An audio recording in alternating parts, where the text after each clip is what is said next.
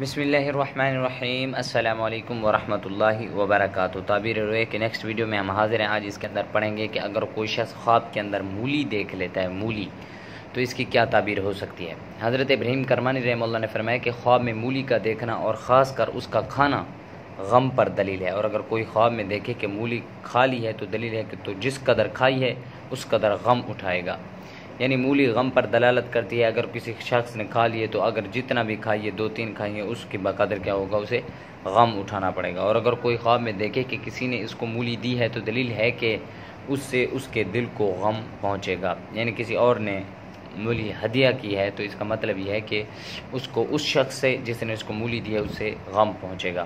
اور اگر دیکھے کہ اس نے کسی کو مولی دی ہے یا گھر سے باہر پھینکی ہے اور اس کو ذرا بھی نہیں کھایا تو دلیل ہے کہ غم سے نجات پائے گا۔